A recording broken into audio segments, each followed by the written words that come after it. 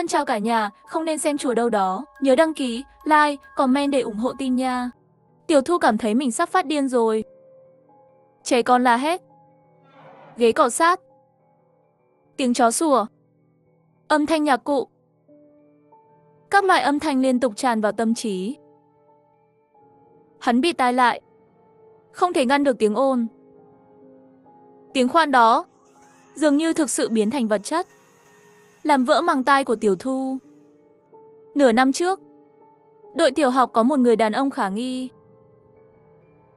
Toàn thân hắn được bọc trong áo đen, mặt cũng được bọc bằng vải đen. Không thể nhìn rõ bên trong trông như thế nào. Ngoại trừ sau khi Tiểu Thu gặp anh ta một lần đầu tiên, không bao giờ thấy anh ấy ra khỏi cửa nữa. Nhưng cũng bị phát hiện ở sâu. Tiểu Thu không nghĩ đây là chuyện lạ. Sống một mình ở nhà, vẽ để sống. Hoạt động giải trí cũng là thỉnh thoảng lướt điện thoại di động. Cuộc sống đơn giản và yên tĩnh. Nhưng cũng chính vì thế, có một chút động tĩnh nhưng rất rõ ràng. Đặc biệt là 2 ngày này, Tiểu Thu luôn có thể nghe thấy tiếng trẻ con từ trên lầu, âm thanh hét lên và tiếng ghế kéo. Lúc đầu hắn còn tự khuyên mình, tôi nghĩ có thể là do trong nhà quá yên tĩnh, để bản thân có chút hưng phấn. Nhưng có một lần tôi nghe thấy tiếng trẻ con la hét vào ban đêm. Sau đó Tiểu Thu thật sự không chịu nổi nữa, đã thêm WeChat trên lầu vào nhóm chủ sở hữu. Sau khi bày tỏ mục đích, đã được WeChat gửi một câu như vậy.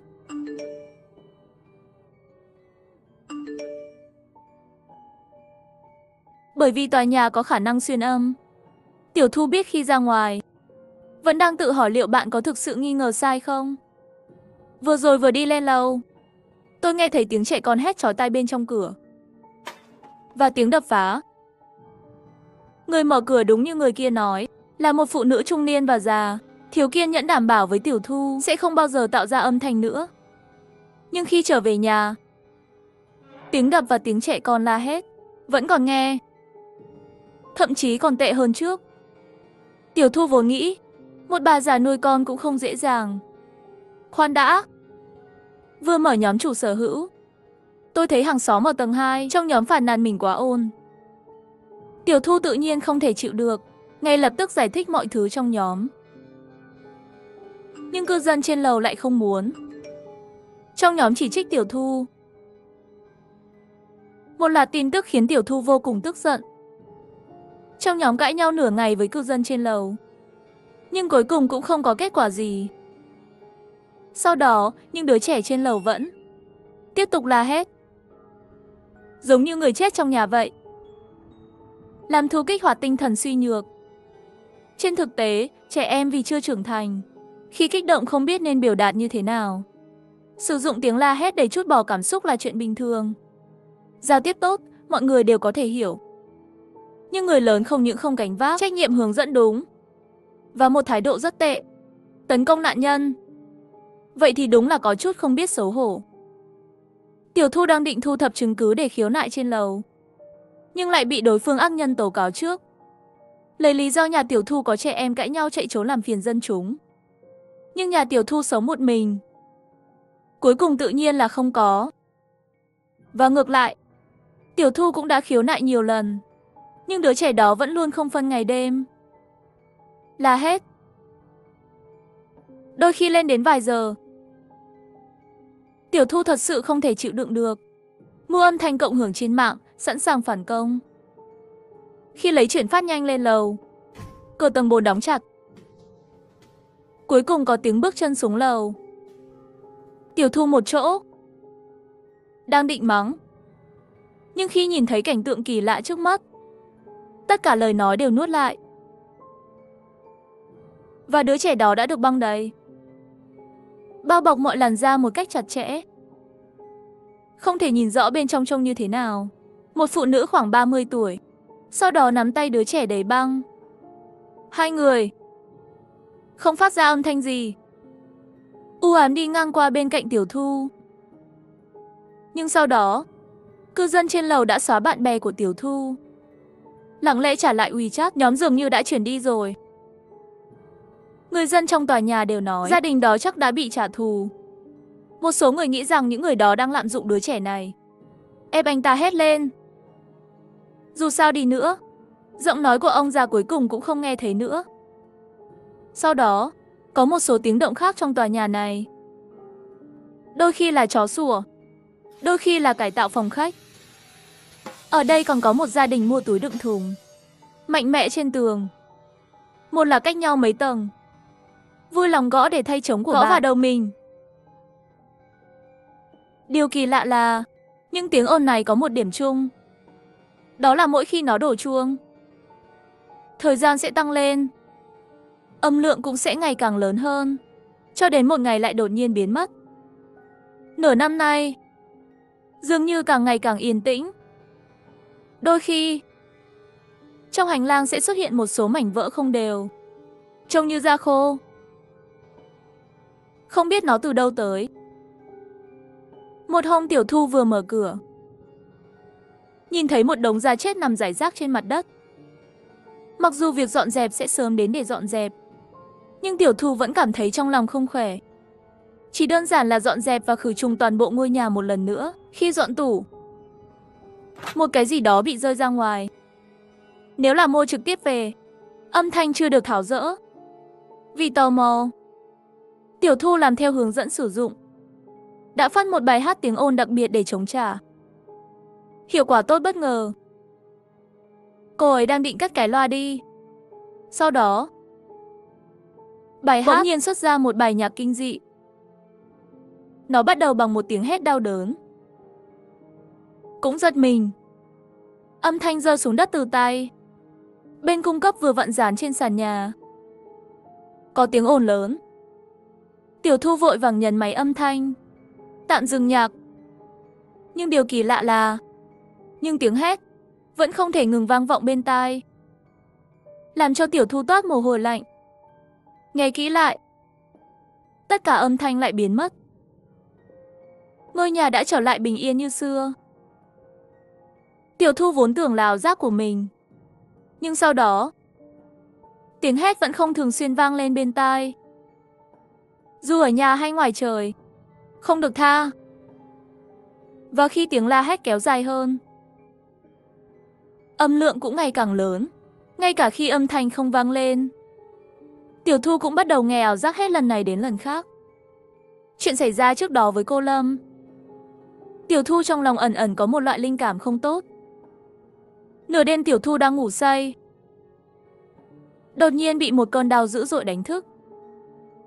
Tiếng hét từ phía bên kia bức tường đến không ngừng vang vọng bên tai.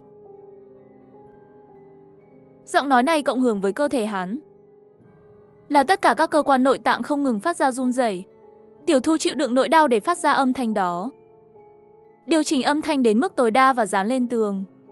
Phương pháp này thực sự có hiệu quả. Tiếng ồn hai bên hủy bỏ lẫn nhau, mà Tiểu Thu có một tia cơ hội thở dốc. Sau một thời gian, tiếng hét ngừng lại. Tiểu Thu cả đêm đều không dám ngủ. Ngày hôm sau bắt đầu gọi điện khiếu nại. Nhưng những âm thanh đó đều không ghi lại được. Người khác có thể nghe thấy, cũng chỉ có tiếng ồn của chính mình. Và ngay cả khi bạn chuyển ra ngoài, những âm thanh đó cũng sẽ đuổi theo. Điều này khiến Tiểu Thu một bước cũng không dám rời khỏi phòng. Đây là lúc nhìn chằm chằm vào bức tường, cẩn thận với tiếng ồn khủng khiếp đó. Phía bên kia bức tường, đàn ông mặc đồ đen tự muốn đến. Tất cả những điều kỳ lạ hình như đều là từ cái áo đen kia. Nó chỉ xảy ra sau khi người đàn ông chuyển đến đây. Có thể nào anh ta là tiếng ồn mà mọi người tạo ra không? Ghi lại. Sử dụng một số loại thiết bị đặc biệt. Đặt một số sóng tự thân có thể gây lo lắng cho cơ thể, trộn lẫn trong đó. Đột nhập vào những người tạo ra tiếng ồn này, buộc họ chỉ có thể liên tục tạo ra tiếng ồn mới để giảm bớt nỗi đau của chính mình. Nhưng vì vậy mà rơi vào vòng luẩn quẩn không thể cứu vãn. Mặc dù âm thanh có thể bù đắp một phần tiếng ồn, nhưng về lâu dài, thân thể của Tiểu Thu cũng trở nên càng ngày càng xấu đi. Hắn cảm giác bên trong mình đã trở nên phân mảnh. Trên người cũng xuất hiện rất nhiều vết nứt. Để không để da rơi ra, trên người Tiểu Thu cũng có băng bó. Nhưng phương pháp này trị triệu chứng chứ không trị nguyên nhân. Tiếp tục như thế này, cơ thể sớm muộn gì cũng sụp đổ. Tiểu Thu quyết định, dự định đích thân đi đến cửa đối diện hỏi người đàn ông mặc đồ đen này. Nhưng sợ hãi gõ cửa nửa ngày. Trong cửa cũng không phát ra tiếng động gì. Khi thất vọng, Tiểu Thu bỗng nhiên chú ý. Khóa cửa nhà hàng xóm có vẻ giống như trước đây, không đổi. Hắn ôm hy vọng trong lòng. Từ hộp đồng hồ đo điện ở cửa đối diện. Nhưng thật sự tìm được chìa khóa dự phòng mà hàng xóm để lại. Nhưng trên cái móc áo đó, chiếc áo khoác màu đen lặng lẽ treo ở đó. Ngoài ra còn có rất nhiều dải vải màu đen quấn trên đó, trông giống như một cây Giáng sinh màu đen. Chúng đóng chặt. Chỉ cần quan tâm, bạn có thể thấy người đàn ông đó không được trông như thế nào rồi. Toàn thân cẩn thận mở cửa. Chỉ vào giữa bức tường, treo một cái phình to như một trái tim, đứng không ngừng đập. Tường đầy ổ gà. Các bức tường trông giống như bong bóng, không ngừng phình lên, tạo thành hình dạng khuôn mặt cá nhân. Khuôn mặt của Tiểu Thu cũng đột nhiên xuất hiện trong đó. Rất nhanh khuôn mặt kia cũng chú ý đến Tiểu Thu. Trên mặt hắn lập tức lộ ra vẻ mặt tinh tế, giống như nhìn thấy một cái gì đó khủng khiếp, phát ra tiếng hét đau lòng. Âm thanh đen tối đó hóa thành vật chất. Trên một bức tường nhăn nheo, nội tạng nhanh chóng bị bao vây hoàn toàn Tiểu Thu. Ngay cả khi âm lượng của âm thanh tối đa cũng không thể bù đắp. Với cơn đau dữ dội khắp cơ thể, Tiểu Thu nghe thấy cơ thể của mình có một tiếng nứt không rõ. Sự sống và cái chết, tuyệt vọng. Dùng dao đâm thủng trái tim đang đập trên cầu. Tất cả khuôn mặt người lập tức sụp xuống. Tiếng ồn bên dưới toàn bộ bức tường, tất cả bay ra ngoài qua lỗ hổng bị hư hỏng đó. Trẻ con la hét, ghế kêu âm thanh, tiếng chó sủa, tiếng ồn, tiếng trang trí, âm thanh nhạc cụ. Tất cả các loại tiếng ồn liên tục tràn vào tâm trí. Tiểu Thu đau đớn bịt tai lại. Nhưng những tiếng ồn đó lại hóa thành xác chết, bao vây Tiểu Thu. Rách mạnh, thân thể tan vỡ. Chân thì ngã xuống đất, bảo vệ đầu bằng sức mạnh cuối cùng. Nhưng bên lại nhớ đến lúc khoan va chạm. Tiếng ồn biến thành mũi khoan, chỉ cắm vào tai cô ấy thôi. Tiểu Thu đang vội hét lên. Nhưng dù thế nào cũng không thể ngăn cản được cái khoan cắm thẳng vào não. Một lần, một người đàn ông cầm chổi tiến lên, vẫy tay để đẩy lùi những tiếng ồn vật chất đó. Cầm Tiểu Thu chạy trốn khỏi phòng. Thì ra, người dân dưới lầu vừa kết thúc ca đêm và ngủ thiếp đi. Bị đánh thức bởi chiếc xe âm thanh phát ra từ đỉnh đầu. Hắn giận dữ đưa lên lầu, nhưng lại bất ngờ phát hiện Tiểu Thu đang gặp nguy hiểm. Cứu cô ấy vào thời điểm quan trọng. Lúc này Tiểu Thu đã cực kỳ yếu đuối, máu chảy ra từ tai, ý thức đã mờ nhạt, toàn thân đều là vết thương bị xé ra. Chưa đưa đến bệnh viện, Tiểu Thu liền ngất đi. Một đêm nào đó trong 2 tuần nữa, phòng bệnh vang lên tiếng ngáy chói tai. Nằm trên giường, trong lòng không có một tia sóng nào. So với tiếng ồn mà cô ấy đã trải qua, tiếng ngáy của người phụ nữ trong phòng bệnh nghe có vẻ dễ chịu hơn nhiều. Được, những tiếng động của xác chết không đuổi theo. Dự định nghỉ ngơi, bỗng nhiên chú ý thấy một cái bóng màu đen ở góc. Xung quanh người đàn ông mặc đồ đen, lúc này dải vải trên người hắn đang từ từ tản ra. Bên dưới gói hàng không phải là thịt, mà là tiếng ồn. Tiếng ồn ở gần tường, đâm vào quá vết nứt trên tường. Trên tường lại phình ra từng khuôn mặt người. May mắn, lần này không còn khuôn mặt nào muốn gõ nữa. Thân chào cả nhà, không nên xem chùa đâu đó. Nhớ đăng ký, like, comment để ủng hộ team nha. Đường Tăng đã chết trên núi Linh Sơn 1 giây trước khi thành Phật. Sa tăng trước mặt các vị thần và Phật trên trời, đánh cực mạnh vào cơ thể Đường Tăng. Tốc độ nhanh đến nỗi Tôn Ngộ Không cũng không kịp phản ứng. Như Lai phát ra tiếng tức giận. Bầu trời đột nhiên tối đen. Trong hư không, hắn đưa ra một cái tay to muốn bóp chết Sa Ngộ Tịnh. Khoan đã, Định Hải thần châm phóng to gấp mấy lần, chặn tay Như Lai, khiến tay hắn lùi lại vài thước. Tôn Ngộ Không, hắn đã giết sư phụ của ngươi. Tôi thấy rồi, nhưng tôi có chuyện muốn hỏi. Tôn Ngộ Không quay đầu nhìn về phía Sa Tăng. Sư đệ trước mắt dường như đã thay đổi. Sa sư đệ, vì sao ngươi giết sư phụ? Hắc ám Tây Du Ký. Tôi đã đợi ngày này 10 đời rồi. Sắc mặt Sa Tăng bình tĩnh, như thể vừa rồi hắn giết không phải là sư phụ cùng đi thỉnh kinh trước đây, mà là một con quái vật. Tôn Ngộ Không lúc này mới phát hiện cái này vô cùng quen thuộc, người sư đệ thành thật dường như có chút thay đổi. Sa Tăng lấy xương sọ trên cổ ra, giơ cao hướng về phía Như Lai. Mọi người đều biết tôi giáng xuống trần gian, rơi vào sông Lưu Sa trở thành yêu. Đường Tăng tái sinh 9 lần, ta ăn hắn 9 lần. 9 bộ xương lâu này, đó là đầu sọ của Đường Tam Tạng. Sau đó hắn thu nhận Tôn Ngộ Không, được Tề Thiên Đại Thánh ngươi bảo vệ. Ngươi mở mắt nhìn hắn đi, nhìn xem vị Phật tổ Như Lai này, hắn hình dạng như thế nào? Tôn Ngộ Không sửng sốt, nhìn về phía chính đi, hắn mở hỏa nhãn kim tinh, xung quanh thần Phật trước mắt dường như có một luồng khí đen kỳ lạ. Đại sư huynh, Ngọc Đế đã chết từ lâu rồi, chính là bị lão tặc Như Lai này làm hại. Tôn Ngộ Không nhèo mắt, suy nghĩ nhanh chóng. Mặc dù không thể không nói quá kỳ lạ, nhưng hắc khí của hắn cũng thật kỳ lạ, không giống như những thứ nên có thế gian này. Nếu ngươi đã muốn nói, tôi sẽ cho ngươi nói thoải mái. Chỉ sợ cuối cùng người chết, hay là do đại sư huynh tự tay chế ngự ngươi? Như Lai dường như đang chờ đợi điều gì đó, mà Sa Tăng dường như chắc chắn hắn sẽ không ra tay. Đại sư huynh, có sự khác biệt giữa bất tử và phàm nhân, nhưng người bất tử và người không chết cũng khác nhau. Thế là Sa Tăng bắt đầu kể một câu chuyện, mọi người nghe. Một câu chuyện chưa từng có trong hàng ngàn năm. Thế giới đều biết, tôi đang ở hội bàn đào của hoàng hậu. Lỡ làm vỡ đèn thủy tinh, bị Ngọc Hoàng Đại Đế giáng xuống sông Lưu Sa và trở thành yêu quái. Nhưng đã ai từng nghi ngờ tôi chỉ là con tốt, người thân thiết và đáng tin cậy nhất bên cạnh Ngọc Đế. Tại sao ngươi làm vỡ một chiếc đèn thủy tinh nhỏ, khiến cho Ngọc Đế nổi giận? Đó là bởi vì đây là mưu kế của Ngọc Đế. Tôi cố ý làm vỡ đèn lưu ly. 500 năm trước, Tôn Ngộ Không bị Như Lai Phật tổ đè dưới chân Ngũ Hành Sơn. Thiên Bồng Nguyên Soái vì tán tỉnh Hằng Nga, bị giáng chức thành yêu heo. Kể từ ngày đó, Ngọc Đế phát hiện một vấn đề, Như Lai có gì không ổn, Tây Thiên cũng không ổn. Nguyên bản người thần yêu chia thành 3 giới, 3 giới đều đi theo con đường riêng, không ảnh hưởng lẫn nhau. Từ khi Tề Thiên Đại Thánh bị ép dưới Ngũ Hành Sơn, Kim Thiên Tử lại một lần nữa luân hồi chuyển thế bắt đầu. Mọi thứ đã thay đổi. Yêu vật hiện ra quấy rối nhân gian, chùa chiền hưng thịnh. Từ hoàng đế đến dân chúng đều tin vào Phật giáo hơn. Số người chết càng ngày càng nhiều. Điều kỳ lạ nhất là càng đến gần Linh Sơn, yêu nghiệt càng ngày càng tràn lan.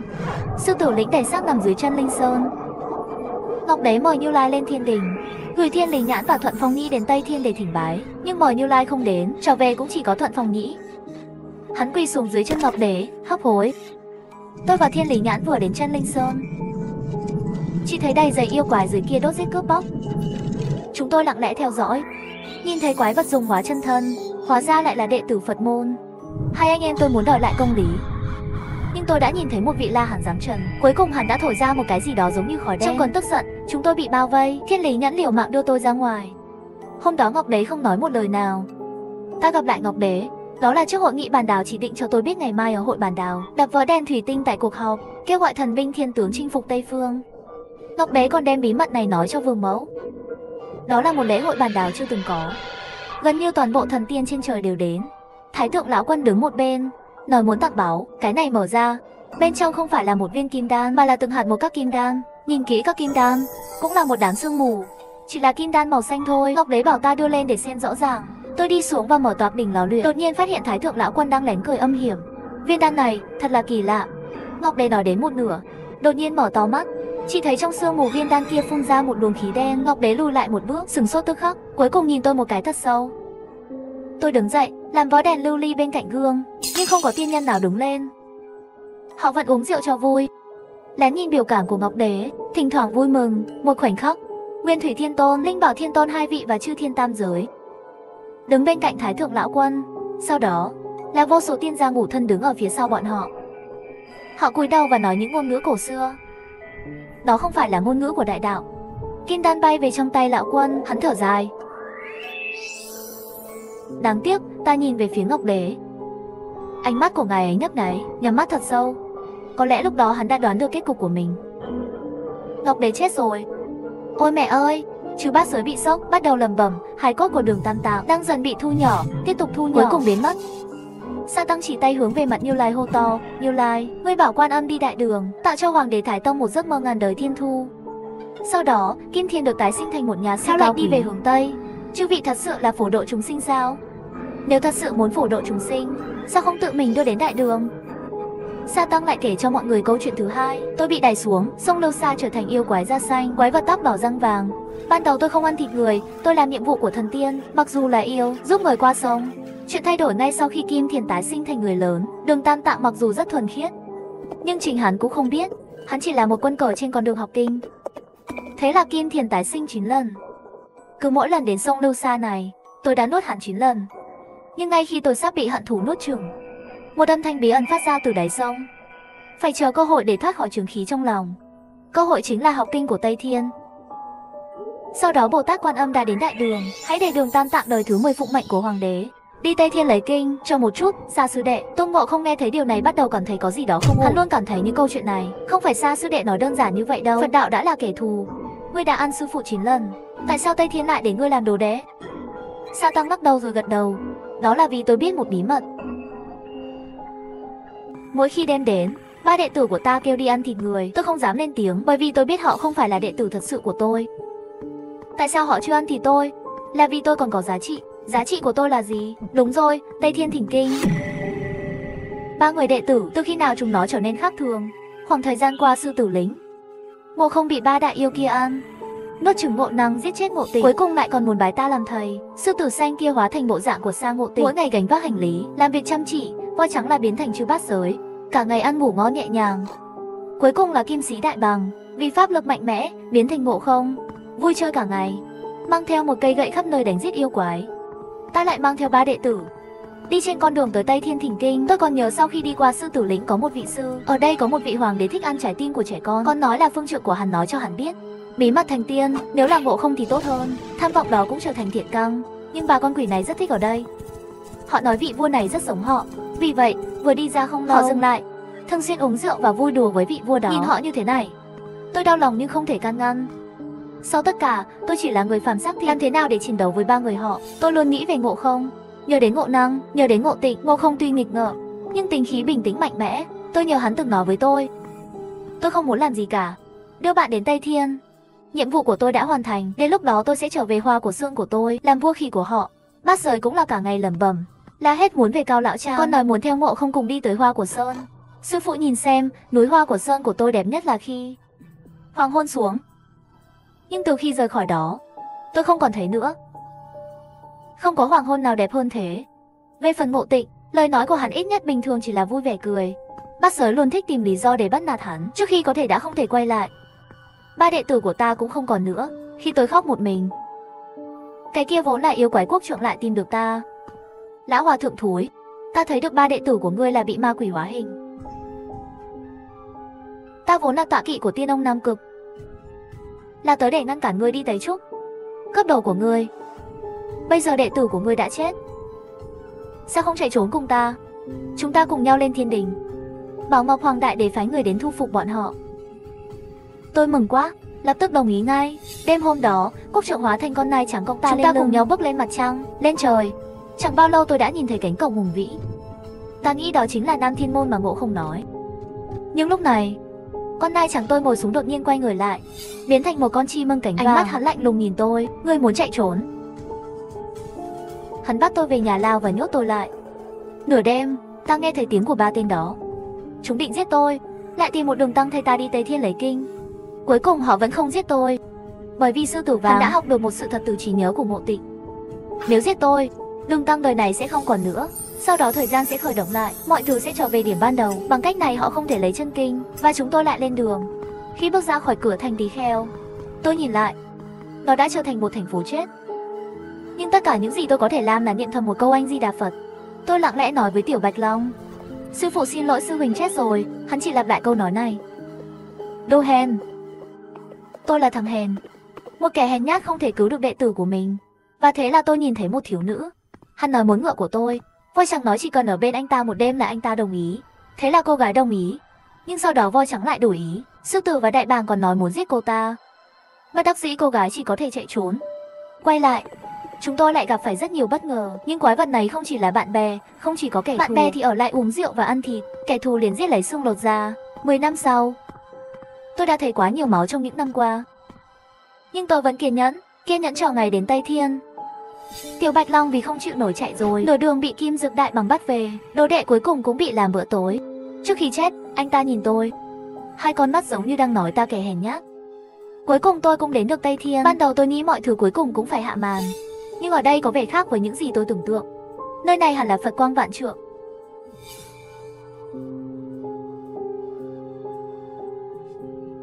Nhắm mắt thiền định, và Phật Anh Di Đà ở giữa, xung quanh bao phủ khói đen, quần áo đẹp đẽ. Không phải là Phật, hay là ma quỷ. Ngoài ra còn có một cái xương trắng dưới chân hắn ta. Đó là xác của một con chuột. Tôi cẩn thận kể tội ác của ba con yêu trên đường, nhưng Đức Phật thì im lặng. Hy vọng báo thù cho đệ tử của ta đã tiêu tan. Lúc này Kim Thị Đại Bằng cười lạnh với Phật Tổ. Đường Tăng, chúng tôi đã mang đến rồi. 9981 kiếp nạn đã qua. Những gì ngươi hứa với chúng ta cũng nên thực hiện. Vừa dứt lời, ánh sáng vàng bao quanh Tam Đại Yêu. Họ đã trở thành những con quỷ thực sự. Đó chính là hình ảnh vốn có của Phật. Phật Tổ nhìn tôi nói, Đường Tam Tạng, ngươi cũng nên trở lại rồi. Khi hắn ấy đưa kinh Phật cho tôi mới phát hiện ra đó chỉ là những mảnh giấy trắng. Hắn nói quay lại đi. Cuối cùng tôi cũng nhớ ra, mọi thứ đều nhớ ra rồi. Tôi không phải Đường Tăng gì cả, tất cả đều là lừa đảo. Thỉnh kinh ở Tây Thiên là giả, khổ nạn trên đường là giả, ta chỉ là một bản sao của Phật Tổ. Ngón tay bị Tôn Ngộ Không bẻ gãy năm xưa đã biến thành ta. Hỏi tôi vì sao lại trở thành Đường Tam Tạng. Đường Tam Tạng thật sự bây giờ ở đâu? Sau khi xem video, tải xuống từ ở góc dưới bên trái có thể tìm thấy sự thật để giải mã. Tôi đã rất ngạc nhiên, như thể hiểu được cái gì. Tôi cười lớn tiếng cười lớn. Sau đó tôi nhặt ngọn đèn dầu nơi Phật ngồi. Tôi cầm ngọn đèn dầu lên và lao về phía ba con quỷ. Trong ngọn đèn dầu này đang cháy, đủ để thiêu sống họ. Nhưng rất nhanh, một kẻ khác đâm xuyên qua trái tim tôi. Tôi quay đầu nhìn, một người đàn ông mặt trắng. Anh ấy có rất nhiều biệt hiệu, một trong số đó được chúng sinh biết đến. Họ gọi hắn là Quan Thế Âm. Cuối cùng tôi đã chết. Chết trước mắt các vị Phật. Tôi nhớ có người từng nói rằng mọi ảo mộng đều là giả dối. Bây giờ tỉnh rồi, tôi đang đứng dưới một ngọn núi. Trước mặt có một con khỉ nhìn thấy tôi. Hắn đột nhiên cười tuê tết nói, không biết ngươi có thể giúp ta hái một quả đào không? Ta khát nước. Tôi nhìn tên này, nước mắt tuôn rơi. Sau đó lại nhận Tiểu Bạch Long. Tôi đã không nghe lời Quan Âm, đeo vòng kim cô trong Ngộ Không, cưỡi ngựa phi nhanh, chạy về hướng Cao Lão Trang. Ngộ Không lúc này đánh giá thấp người hòa thượng. Vừa rồi còn nói chậm thôi, bây giờ tự mình cưỡi ngựa chạy như bay rồi. Chẳng mấy chốc tôi lại tìm thấy Bát Giới và Ngộ Tịnh. Ta nhìn chúng, ba đệ tử của ta. Tôi không thể tin điều này là thật. Nhưng tất cả lại được làm lại trong kiếp này. Tôi nhất định phải thay đổi cách sống. Thế nên tôi nhìn Ngộ Không, Ngộ Năng, Ngộ Tịnh và nói, các con cùng sứ giết lên Tây Thiên đi. Ba đệ tử cho rằng tôi điên. Thế là tôi hỏi Ngộ Không, cách tốt nhất để người phàm thành tiên là gì? Ngộ Không nói có đạo của Thiên Cung, tiên dược của Thái Thượng Lão Quân. Rồi tôi thay đổi chiến lược. Chúng ta lên thiên cung trước, lại lên trời thôi. Đường Tăng chết rồi, Sa Tăng trước mặt các vị Phật đánh chết Đường Tam Tạng. Sau đó Sa Tăng kể 3 câu chuyện trước mặt mọi người. 3 câu chuyện này tiết lộ cho chúng ta về thế giới Tây Du, một đại bí mật. Ngọc Hoàng và các vị tiên đã chết từ lâu. Tôi tham gia đội Tây Du chỉ là để hiểu được gợi ý của Ngọc Đế cho ta. Sa Tăng nghĩ đến đây, biểu cảm bắt đầu trở nên rất mèo mó. Các ngươi còn nhớ tọa kỵ của Thái Thượng Lão Quân không? Chính là con bò xanh kia, đại sư huynh. Đó chính xác là kiếp nạn mà chúng ta đã trải qua. Tôi hiểu được sự thật của thế giới Tây Thiên. Tiếp theo, nhà sư Cát bắt đầu kể về 3 người trong số họ. Đây là câu chuyện cuối cùng. Nhấp vào góc dưới bên trái để tải tìm kiếm vào Tây Thiên Đình có thể biết trước kết cục. Lâu lắm rồi, có một đất nước tên là Quang Nhan Diệu Nguyệt. Vua Tịnh Đức và Vương hậu Nguyệt Quang về giá không có con, vì thế mời các đạo sĩ tiến hành hoạt động cầu nguyện. Một đêm, Hoàng hậu bỗng nhiên mơ thấy Thái Thượng Lão Quân và rất nhiều thần linh từ trên trời rơi xuống với một em bé quấn khăn đỏ. Hoàng hậu khẩn cầu lão cho hắn đứa bé này. Hắn cười đưa đứa bé. Hoàng hậu vui mừng đón con. Sau khi tỉnh lại đã có thai. 1 năm sau đứa bé ra đời, đầy ánh sáng. Đứa bé này chính là Ngọc Đế sau này. Ngọc Đế thông minh tốt bụng, lớn lên từ bi, chuyển kho báu trong kho của cung điện, tất cả đều gửi cho người dân. Sau khi vua Tịnh Đức chết, ông thừa kế ngai vàng và cai trị đất nước. Chẳng bao lâu nữa nhường ngai vàng cho đại thần, vào cửa Phật trung tu hành, lập 3200 kiếp chính chân tiên chi vị, phi thăng lên thiên đình, được các tiên đề cử làm Ngọc Hoàng Đại Đế. Một người đắc đạo, phi thăng lên trời, nói đó chính là cảnh tượng khi Ngọc Hoàng Đại Đế lên trời. Sự khác biệt lớn nhất giữa Ngọc Đế và Thái Thượng Lão Quân là con đường thành tiên thì khác. Thái Thượng Lão Quân là một trong 8 tinh, Linh Bảo Thiên Tôn và Nguyên Thủy Thiên Tôn cũng vậy. Họ đều là thần tiên sinh ra, mà Ngọc Đế thì là nhân tiên. Hàng ngàn năm trước Võ Vương, đó là lần cuối cùng nhân gian phong thần. Kể từ đó, tam giới không có hoàng đế, sinh ra tiên nhân ở thiên đình lực lượng chiếm vị trí đầu bảng. Ngọc Đế bị Tây Vương Mộ Tam Khanh khống chế. Tam Khanh thoạt nhìn thanh tao, không màng đến chuyện đời, nhưng thực tế lại là thế lực ngầm. Sinh ra tiên nhân không sợ nhân quả, nhưng họ nhìn trộm thiên cơ, biết điều gì đó vô hình vượt ra ngoài ba cõi. Đại sư huynh có biết từ ngày huynh được sinh ra không? Và huynh bị tính vào âm mưu này. Huynh tự hào về náo loạn thiên cung, thật ra chỉ là một lời tiên tri về việc Ngọc Đế bị đoạt quyền.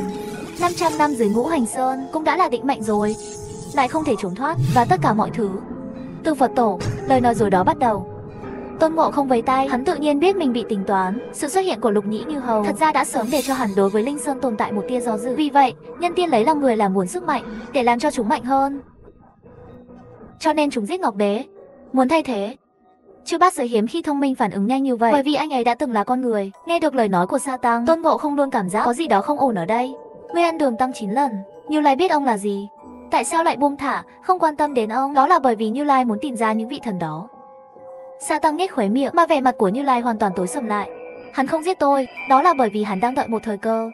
Đại sư huynh có biết không, trên đường Tây Thiên chúng ta đã trở thành đồng phạm lớn nhất của Như Lai. Tôn Ngộ không sửng sốt, rồi đột nhiên nhớ ra mình trên đường lấy kinh đã từng nhờ các thần tiên giúp đỡ. Chúng ta ở đây Thiên Vương Dương Tranh, Lôi Công Điện Nữ, Lăng Vương Thái Tử bọn họ đều từng giúp đỡ đội Tây Du, nhưng sau đó họ mất tích. Tôn Ngộ không lúc này mới hoàn toàn phản ứng lại. Hắn bị đè dưới chân núi Ngũ Hành suốt 500 năm, mùa xuân đến mùa thu chỉ có một đứa trẻ hái đào cho nó ăn. Hắn vừa mới nghĩ ra đứa bé đó là ai, và người từng theo học anh ấy, người tiểu phu bạn gặp khi đang tìm đường núi, có thể nào họ đều là người đó không?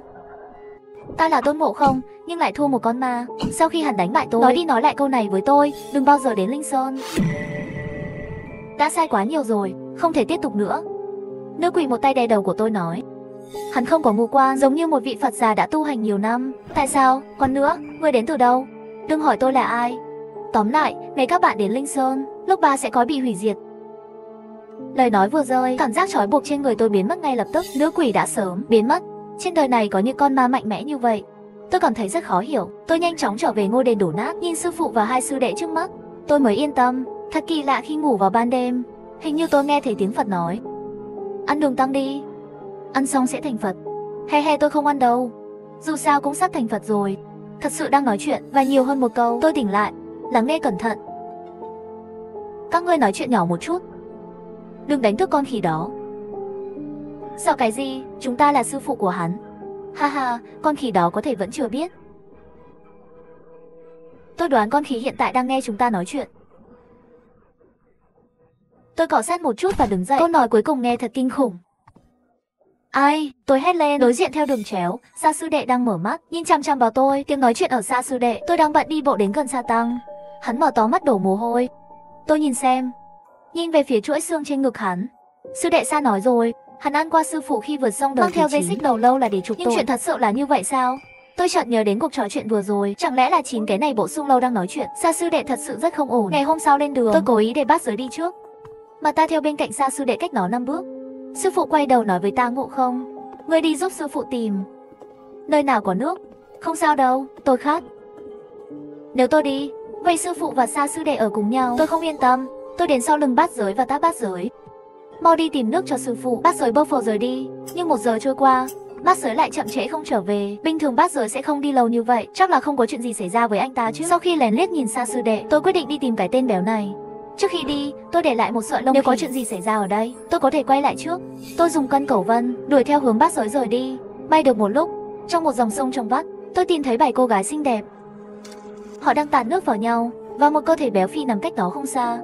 Tự nhiên là Bát Giới. Ngay khi tôi chuẩn bị đi qua, Bát Giới cũng bỗng nhiên cởi áo khoác, xem ra là muốn đi sùng tắm với 7 cô gái kia. Nhân tiện, hình như tôi chưa từng thấy Bát Giới tắm. Mỗi lần mọi người cùng nhau tắm, hắn chỉ đơn giản là xả bằng nước, không bao giờ cởi quần áo của mình. Có một vấn đề, thực ra đến bây giờ tôi cũng không hiểu. Lần đó có một con hổ yêu lén lúc bắt Bát Giới đi. Khi tôi đến hang hổ yêu, phát hiện hổ yêu đã chết. Bát Giới khoe khoang là hắn giết chết, nhưng tôi đã kiểm tra xác của hổ yêu, đồng tử mở to đó. Rõ ràng là trước khi chết nhìn thấy cái gì đó kinh khủng. Sợ chết khiếp. Tôi nhớ lúc đó ở Cao Lão Trang, Cao Thúy Lan mặc áo cưới đó, nhìn thấy Bát Giới sợ đến phát điên. Cao Thúy Lan nhiều lần nhắc tên Chu Thanh nói: Chu Thanh. Đột nhiên một tiếng rơi xuống nước làm gián đoạn suy nghĩ của tôi. Bát Giới đã xuống nước rồi. Tôi thấy Bát Giới cởi quần áo. Trong khoảnh khắc đó, một cảm giác lạnh thấu xương ập đến với tôi. Trên thân thể của lợn Chu Giới lại có một đôi mắt. Cái quái gì thế này? Chu Bát Giới. Tôi nghiến răng gọi tên hắn. Bát Giới hắn bị dọa nhanh chóng mặc quần áo vào, lập tức bắt đầu khóc lóc giải thích cho tôi.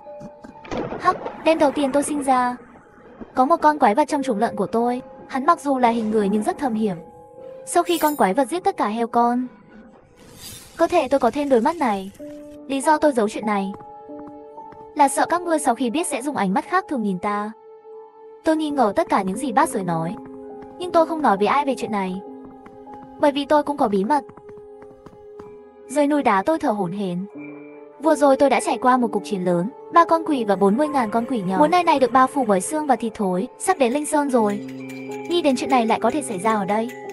Với sự giúp đỡ của Bồ Tát, cuối cùng tôi đã bắt được những con quỷ này. Ban đầu tôi cứ nghĩ chuyện này ở núi đã kết thúc hoàn toàn. Không ngờ mấy ngày sau, tôi đang trên đường hóa duyên tìm thấy một con đại bàng bị thương. Tôi thấy con chim đỏ đáng thương, thổi tiên khí chữa thương cho hắn. Mắt đại bàng từ từ mở ra. Hắn nhìn tôi một cái, thật sự mở miệng nói chuyện. Tôn hộ tử, không ngờ ngươi lại là người cứu ta. Tôi ngạc nhiên, lúc này mới phát hiện đại bàng có chút quên mất. Ngươi là Kim Dực đại bàng. Sao lại biến thành thế này? Đúng rồi, hắn chính là con chim đại bàng toàn năng đó. Hắn từng rất kiêu ngạo, nhưng bây giờ làm sao có thể biến thành như thế này? Ngươi không phải bị Phật tổ bắt được, trở lại Linh Sơn chưa? Ngươi quả nhiên cái gì cũng không hiểu. Cái gì trở về Linh Sơn? Tất cả đều là lừa dối các ngươi. Nhị ca của tôi đã chết rồi, tiếp theo sẽ đến lượt tôi. Lời này lại làm tôi hoang mang gãi đầu, mê mông. Tôi tận mắt nhìn thấy Bồ Tát đem đi voi trắng đi tái sinh, lại nghe Bồ Tát nói ngươi cũng trở về Linh Sơn.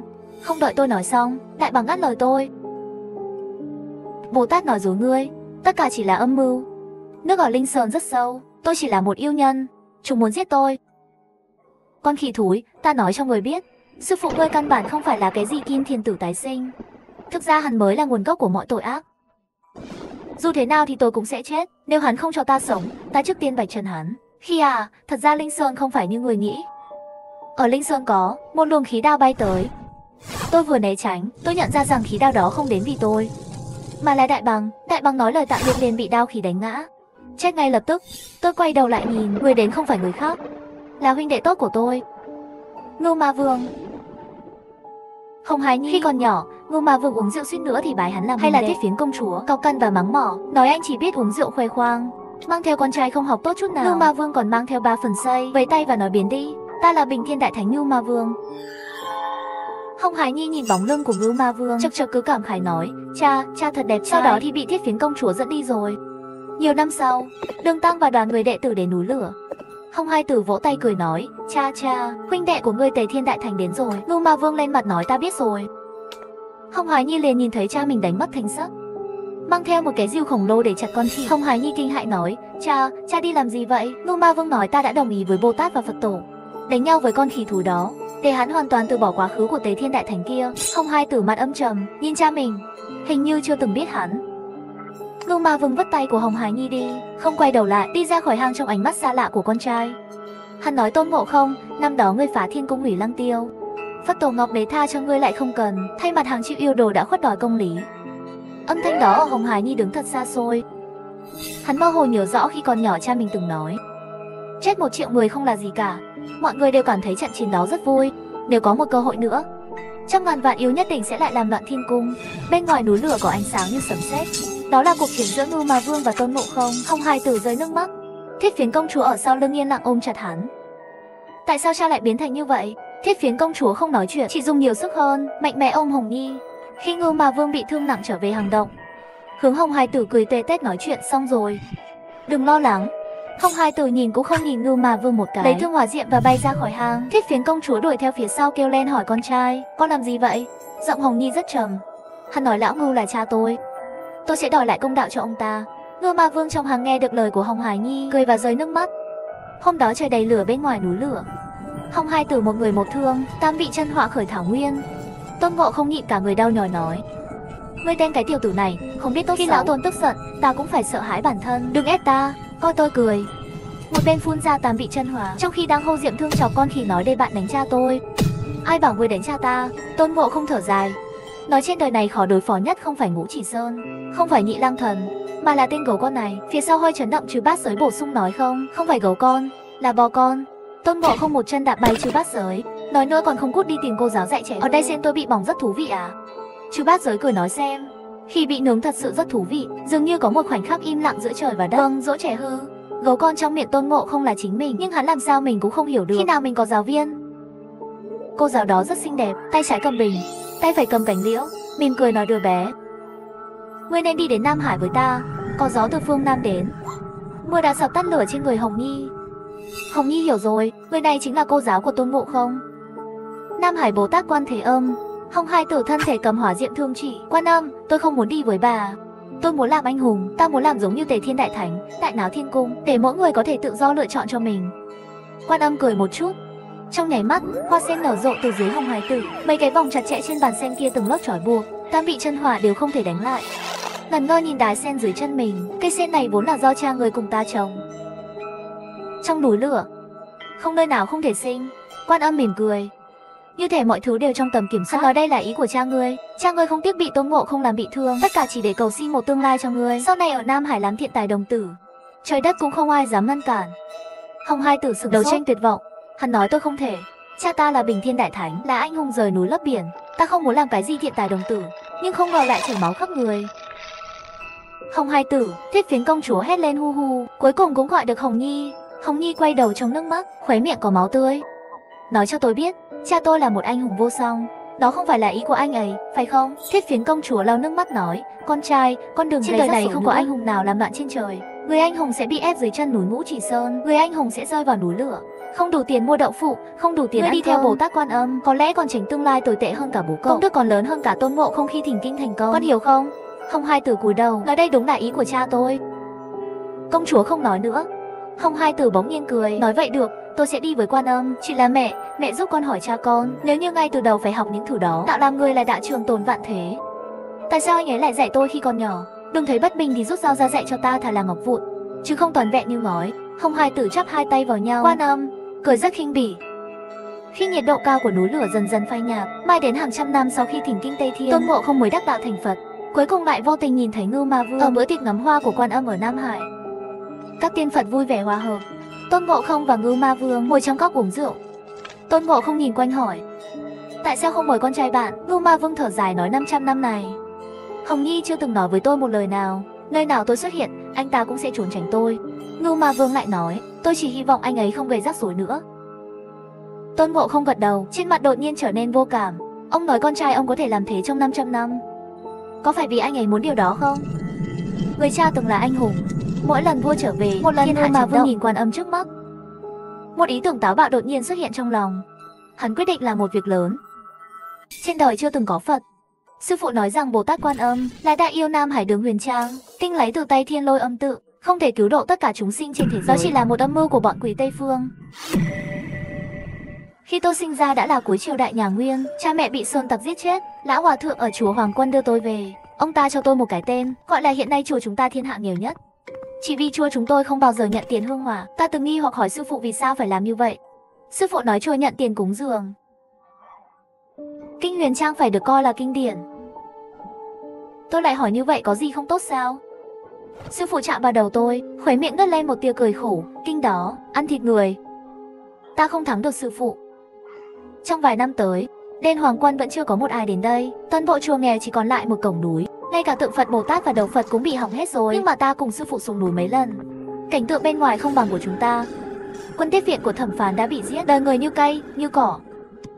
Hòa thượng được mọi người tôn trọng. Quân tiếp viện không dám động dao, binh lính sợ báo ứng ở kiếp sau. Hỏi sư phụ Đại Phổ Độ nói trong kinh Chân Huyền Trang, có phải nói người trong thiên hạ đều vào Phật môn không? Không còn đau đớn nữa. Sư phụ mạnh mẽ quay đầu lại hỏi tôi, ngươi đã xem kinh Huyền Trang ở đâu? Tôi gãi đầu và nói với anh ấy, lần trước khi ra ngoài, tôi đã thấy nó ở một nhà sư khác. Thầy có đánh tôi bằng thước không? Nếu anh muốn hỏi tại sao tôi đánh anh, chỉ cần tìm một ngôi đền để thờ kinh thật của Huyền Trang, lén nhìn xem. Không lâu sau đó, tôi trèo lên nóc một ngôi đền. Lúc đó đã khuya rồi, các nhà sư bên trong vẫn còn bận rộn. Họ khuấy một cái nồi lớn, bên trong đang bốc hơi. Dưới sương mù mờ ảo, tôi có thể nhìn thấy một cái móng vuốt. Tôi đã muốn đi đúng ngay giờ nhà sư tham nam đó và rồi lén nấu thịt ăn. Nhưng tôi đã sai. Cho một nồi thịt lớn hầm xong, mấy vị lão hòa thượng trong chùa đều đi tới. Chúng lấy thịt ra khỏi nồi lớn bốc hơi, múc thịt ra và thưởng thức. Ngay cả tôi ngồi xổm trên mái nhà cũng bị thèm chảy nước miếng. Hầu hết các cảnh tượng trong vài ngày tới cũng vậy. Cuối cùng tôi đã tìm được một cơ hội. Bốn phía không có ai. Tôi tìm thấy cái tủ đựng sách đã giấu kinh điển. Ta muốn xem trong kinh thật viết cái gì. Ngay lúc tôi thực sự mở kinh sách ra, một khoảng trống. Dần dần tôi mất đi ý thức. Tôi dường như rơi vào vực thẳm không đáy. Khi tôi thức dậy lần nữa, đã xuất hiện trong đền thờ. Không phải chùa Hoàng Quân, mà là chùa Tịnh Độ. Không biết từ đâu đến, phương trượng nói cho Hôm tôi nay biết là ngày tôi đi về Tây Phương, hy vọng tôi sớm lấy được kinh thật. Từ khóe mắt tôi nhìn như chính mình trong gương đồng, đó không phải mặt tôi nhận ra hắn. Tôi im lặng nói với phương trượng một tiếng Anh Di Đà Phật. Từ đại đường đi về hướng Tây. Đường Huyền Trang luôn bình tĩnh. Trong khi tôi đang âm thầm kiểm tra, nói tôi là Đường Huyền Trang cũng không chính xác. Tôi giống như một người qua đường sống trong cơ thể anh ta hơn. Chỉ là tôi không thể nói, cũng không thể kiểm soát được thân thể đi đâu. Đi bộ từ thành phố Trường An, đạo sĩ cho tôi xem cảnh tượng nhà chùa, người dân lúc đó sống và làm việc, tôn trọng Phật. Nhưng chưa bao giờ đến mức ám ảnh, nhưng ra khỏi biên giới đại đường là một cảnh tượng khác. Đêm đến tôi gặp rắc rối, một nhóm cướp đã giết chết trưởng làng nơi tôi ngủ, toàn bộ bách tính trong làng đều bị giết, tôi là người duy nhất không chết. Nói như vậy cũng không thích hợp, tên cướp không chỉ không giết tôi, vẫn tôn trọng tôi, thậm chí còn đưa cho tôi một bát thịt người nấu chín. Tôi không lấy tô thịt của anh ta, hắn lại nhíu mày nói chuyện lạ. Vị hòa thượng này không ăn thịt người. Nói xong bọn cướp liền cùng nhau chia thịt ra, tôi khéo léo xử lý xác chết trên mặt đất. Sau khi nghiền xương thành bột, tất cả đều được chôn dưới tượng Phật. Khoảnh khắc đó tôi nhìn thấy rõ ràng ở phía tây xa xôi, hiển thị một ánh sáng vàng. Sau đó tôi đi hơn 3 tháng, cuối cùng cũng đến Ngũ Chỉ Sơn, nhưng trong tầm mắt có thể nhìn thấy không có ngọn núi nào. Không lâu sau, Đường Huyền Trang đưa tôi đến một ngôi đền nhỏ đổ nát, bên trong có một lão hòa thượng, mặt khô, giống như một cái xương trắng. Trưởng lão Đường, Phật tổ sai tôi đón ngài đi tìm con khỉ đó. Trong một căn phòng nhỏ ở ngôi đền đổ nát, cuối cùng tôi cũng gặp được Tôn Ngộ Không, nhưng hình ảnh của anh ấy căn bản không giống như Tề Thiên Đại Thánh sẽ làm loạn thiên cung. Bây giờ nó là một con khỉ già và gầy. Ngay cả khi đang giữ gậy kim cô bồng, hắn cũng không thể đứng vững. Sấm sét trên bầu trời, trên người anh ấy đều khó khăn ngăn chặn. Sau đó thở hổn hển, Đường Tam Tạng mở miệng hỏi Tôn Ngộ Không bây giờ, ngươi có thể bị thuần phục? Tôn Ngộ Không cười thảm thiết. Tôi là một con vật, không đấu lại được các ngươi. Chuyện gì đang xảy ra vậy? Sao lại không giống với truyền thuyết mà mọi người thích nói đến? Chỉ có hiện thực lạnh lẽo. Thấy như vậy, tôi tuyệt vọng hét lên, chỉ cần một cây gậy có thể xuyên qua thân thể này. Làm đi. Ngươi là Tề Thiên Đại Thánh. Sự hoang dã của ngươi đâu rồi? Sao không giết ta đi? Nhưng Tôn Ngộ Không không nghe thấy, cũng không nhúc nhích. Nó quỳ gối trước mặt tôi như một người hâm mộ nhỏ bé, cho tôi phong chức cho anh ta. Chiếc vòng vàng được đeo trên đầu anh ta như vậy. Tôn Ngộ Không nhắm mắt lại, cổ họng nghẹn ngào, cuối cùng để lại 2 dòng nước mắt. Tôn Ngộ Không lúc này giống như tất cả các nhà sư trên đời, không buồn không vui, trở nên trống rỗng. Thực ra từ khi tôi đặt chân lên đường đi Tây Thiên, những chuyện kỳ lạ càng ngày càng nhiều. Người đi đường vẫn lễ Phật, miễn là trên đường gặp tôi, họ sẽ chia sẻ ít thức ăn còn lại. Tôi có thể nhìn thấy trong mắt họ, đó không phải là thật lòng cho tôi, mà là sợ hãi. Tôi không biết họ sợ gì, nhưng những cuộc gặp gỡ liên tiếp đã cho tôi câu trả lời, dường như là một người đáng ngại. Mỗi lần đến nơi hóa duyên đều gặp nạn, hoặc là dân làng bị bọn cướp giết sạch, hoặc là quái vật giật gân rút xương, thế giới tan vỡ. Công việc thù xác đều là khỉ làm, như thường lệ, chôn cháu cốt dưới lòng đất chết ngồi đền. Con khỉ há miệng nhiều lần, cuối cùng lại không nói gì. Cách anh ấy nhìn tôi, dường như có sự bất mãn lớn. Mấy lần đầu tiên con khỉ thử tôi, hắn hỏi sư phụ tôi, thịt người, muốn nấu súp không? Tôi lắc đầu không nói gì. Con khỉ cũng không tiếp tục kiên trì, chỉ là hái đào trên cây và ăn thôi. Trong anh ta như chút được gánh nặng, xem ra cũng không phải như truyền thuyết là một con khỉ ăn thịt người. Ngược lại là chính Đường Huyền Trang nói điều gì đó mà tôi không hiểu. Ngộ Không, cho lấy chân kinh về sẽ không thể ăn thịt nữa. Con khỉ có gật đầu không nói gì, nhưng nỗi sợ hãi trong mắt tôi không thể giấu được nữa. Không ăn thịt còn đáng sợ hơn ăn thịt. Đáng tiếc tôi vẫn không thể lên tiếng hỏi rốt cuộc là sao. Nhưng sau đó rất nhanh, tôi thấy Đường Huyền Trang ăn thịt. Khi tôi tìm thấy chu bát giới, trên răng heo còn treo nửa đùi gà. Khi tôi báo tin này cho con khỉ bình tĩnh, mọi thứ sẽ chết. Một cơn lạnh giá ập đến với tôi. Đây có phải là Tôn Ngộ Không mà tôi biết không? Tôi nhớ trước khi bát giới chết, từng hào hứng nói với tôi, Na Cha, con lợn già tôi muốn làm một việc lớn. Tôi hỏi anh ta có chuyện gì, bát giới mỉm cười lắc đầu. Bây giờ tro cốt của bát giới được rác ở Quảng Hàn Cung, Hằng Nga mặc quần áo cho nó. Tiếng niệm Phật của Huyền Trang chấn động trời đất, tất cả mọi người đều khóc lóc thảm thiết. Chỉ có con khỉ như người không sao. Theo cây hoa quế của cung điện Quảng Hàn, cất một bài hát nhỏ vui vẻ trong miệng. Con khỉ, mày chết rồi. Tôi không thể không nhắc nhở anh ấy. Con khỉ sửng sốt, sau đó gật đầu mờ mịt. Chết rồi, nhưng tất cả mọi thứ đều chết. Nhưng đó là sư đệ bát giới của ngươi. Bát giới cũng là vạn vật. Đứng yên tại chỗ. Sau khi khỉ thành Phật, tính tình của thật đã thay đổi rất nhiều. Lần cuối tôi thấy khỉ là ở núi lửa. Lúc đó Ngưu Ma Vương pháp lực vô biên, khỉ đánh không được, thân phận đây trời bắn súng lưới trời. Cuối cùng Ma Vương bất lực biến thành một con bò bị trói. Những chiếc sừng đã bị bánh xe lửa của tôi đập vỡ. Ngưu Ma Vương hô to. Tiếng hét đó, tôi thấy rõ con khỉ khóc. Con khỉ rơi vào bên cạnh Ngưu Ma Vương bị thương nặng, mắt mờ, hắn sợ cái sừng gáy của Ngưu Ma Vương. Lão Ngưu, đừng trách tôi cũng bất đắc dĩ. Ta biết con khỉ và hắn có quan hệ huynh đệ, nhưng thần binh ở phía trước. Tôi đến gần con khỉ, kéo váy ra hổ của mình. Đây là khỉ lời nói. Lão ngư cố gắng mở mắt nhìn con khỉ, cuối cùng có tuyệt vọng bức ngốc. Con khỉ thở dài nhìn tôi cảm ơn. Tạ khỉ ngài thành Phật. Tôi còn vui hơn cả con khỉ. Tôi bay lên 36 tầng trời, đặt chân lên Lăng Tiêu Bảo Điện, phòng làm việc. Tôi thấy hình dáng con khỉ. Khỉ không có vòng vàng, cũng không còn như trước. Một thân áo cà sa đánh Phật hiệu, giữa lời nói đều là Phật. Quần chúng khách mời đều động lòng. Khi thành Phật vốn là một chuyện vui vẻ, nhưng hôm đó tôi thấy anh ấy chỉ có một mình. Tôi có một ý tưởng mà không có lý do. Anh được nhiều và mất nhiều. Cuối cùng tôi cũng không hiểu bác Sới có ý gì khi nói đến việc lớn. Bác Sới chết trong một ngôi chùa Phật giáo ở nước Ao Lai. Tôi đến đó xem rồi, chỉ là một ngôi chùa bình thường, không có cư dân hay nhà sư. Người điều tra nói, có thể là bác Sới đã ăn phải thứ gì đó, đồ ăn bị hư và chết. Câu nói này thật buồn cười. Có thứ gì có thể ăn chết một con lợn không? Sau khi trở về, Tiểu Binh nói với ta nửa canh giờ trước, có một nhà sư có dâu đang tìm tôi. Nhìn vội, giống như có chuyện gì khẩn cấp vậy. Nói đi. Anh ta lấy ra một bức tranh màu tím từ trong lòng. Trên cuộn ảnh có một vòng tròn, rõ ràng là bị phong ấn. Cái này vị đó để lại cho bạn, hãy để tôi chắc chắn giao nó vào tay bạn. Kết quả tôi mang bức tranh trở lại nhà, lại nghe thấy tiếng bước chân từ bên ngoài cửa nhà. Thiên binh thiên tướng đã chặn phủ đình của ta, chỉ một người, là cha tôi Lý Tính. Na cha, bạn đã bao giờ thấy Kiên Thân La Hán Bồ Tát Sa Vô Kinh? Tôi đã báo cáo, nhưng lại giấu chuyện cuộn ảnh này. Lý Tính không nghi ngờ gì sau khi nghe thấy. Nếu sau này nhìn thấy đồ vật của Sa Ngộ Tịnh thì phải lưu lại, nhất định phải đưa cái này ra công lý. Tại sao cha? Hắn trộm báu vật của Ngọc Đế. Dù sao nếu có gặp, không cần phải trả lại, trực tiếp sủng sát là được. Tôi ngạc nhiên, Sa Ngộ Tịnh năm đó phá vỡ bảo vật cung điện Lưu Ly Sứ cũng chỉ là đầu thai, lần này sao lại muốn hắn chết? Thiên binh trời giáng tập thể xuất động, Sa Ngộ Tịnh rất nhanh đã bị bắt. Khi sắp chết, hắn không nhìn tôi mà là hướng lên trời hét lên đại sư huynh. Ta nhìn về phía bên cạnh đấu chiến thắng Phật Tôn Ngộ Không, hắn từ trên trời rơi xuống mà không có biểu cảm một cái liền đánh chết Sa Tăng.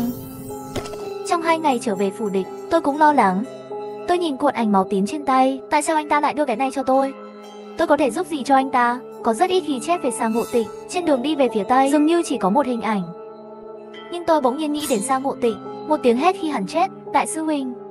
Nhưng hắn biết rõ đại sư huynh của hắn sẽ không cứu hắn. Đại sư huynh của hắn tụng kinh thành Phật rồi, hoặc là câu nói đó không phải nói với anh ta. Tôi có một ý nghĩ, cầm cuộn ảnh màu tím từ từ nói đến đại sư huynh. Ánh sáng tím nhấp nháy, gió và mây tan vỡ, một bức tranh xuất hiện trong cuộn giấy. Chỗ trên hình đó tôi rất quen thuộc, hang rén nước núi hoa của Sơn. Lời này đại khái là cảnh tượng sau khi lấy kinh, hoa đào nở rộ khắp núi, mọi thứ phục hồi, không có khỉ. Trên dưới núi hoa của không có một con khỉ nào. Nghe có vẻ buồn cười, tôi cất bức tranh đi, cưỡi mây bay về phía núi hoa của Sơn. Không lâu sau đã đến nội địa hoa của Sơn. Núi hoa của có một thác nước, phía sau thác nước có một tấm bia đá. Trên bia đá ghi. Tôi bước vào thác nước, nhưng thấy trong hang rèm nước không có gì. Tôi tình cờ tò mò, lại thấy hình ảnh Tử Quang Đại Thánh. Đây là đâu? Cho tôi nhìn lại. Xung quanh đã là thiên địa khác rồi. Ma Khóc, Sói Chu, địa ngục trần gian. Trước mặt tôi là một cơ thể nhỏ bé, chuỗi xích sắt xuyên qua xương của cơ thể đó, một cái dây xích xuyên qua lại, xuyên thẳng vào cơ thể thành từng mảnh. Ngươi là? Tôi sợ bay màu. Thân thể kia cười lạnh mấy tiếng ha ha. Người nào? Chính ta là Tề Thiên Đại Thánh Tôn Ngộ Không. Không thể nào. Không phải Tôn Ngộ Không đã sớm thành Phật rồi sao? Sao lại là ngươi? Là tôi. Bằng cách nào? Bình thường đều là Ngọc Đế đến một mình. Nhìn tôi đau khổ. Lúc này tôi cảm thấy vô cùng sợ hãi. Mặc dù tôi không muốn tin, nhưng người này có thể thật sự là Tôn Ngộ Không. Vậy người thành Phật là ai? Sao anh lại ở đây?